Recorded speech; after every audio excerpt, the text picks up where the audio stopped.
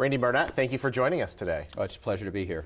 You're the author of a new book, Our Republican Constitution. You explain the difference between a Republican Constitution and a Democratic Constitution. Sum it up for me.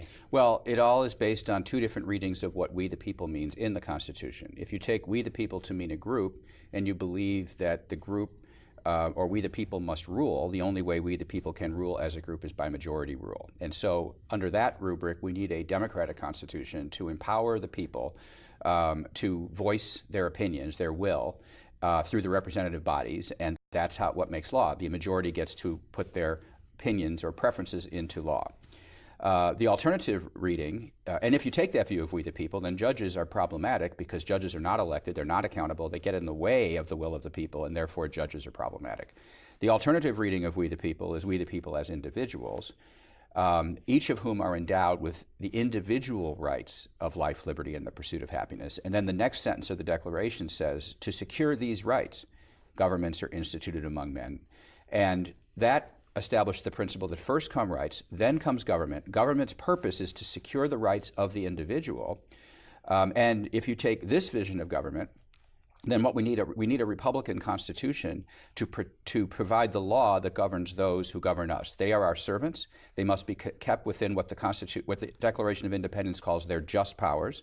And so you need a Constitution that will keep them within their just powers. And if you take this vision of we the people, and the Republican Constitution, then judges play a very important role because they too are servants of the people, and their job is to hold the other constitutional actors to within their just powers. Now, you provide some historical perspective going all the way back to the Revolution and then post-Civil War, but you also talk about progressives and how they've been successful in advancing their view. How have they been able to do that? The book tells an overarching story, as you say, starting with at the founding with the Declaration and moving to today. It does so by virtue of a lot of individual vignettes and stories, including the story of how I work with the Heritage Foundation to oppose the individual insurance mandate in Obamacare.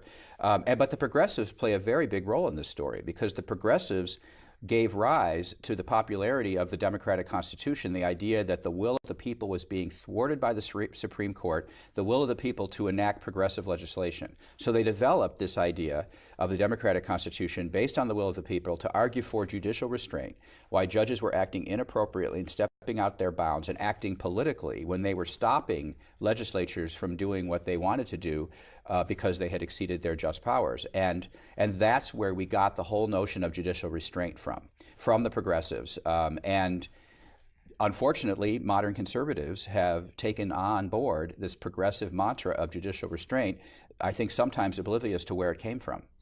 What do you hope readers take away from your book?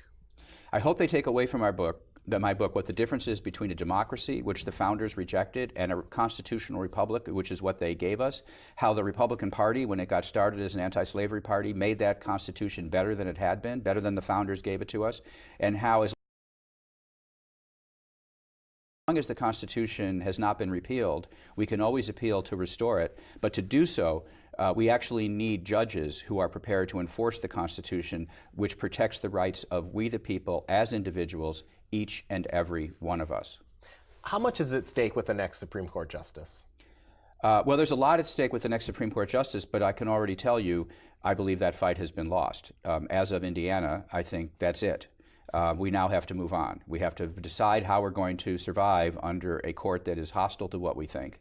And that's going to be a difficult task. It would have been made much easier if we could have prevailed this fall, but we are not going to prevail this fall, and therefore we just are going to have to figure out how to keep the flame of liberty alive and how to keep the Constitution alive, at least in our thoughts, until we have a change in circumstances.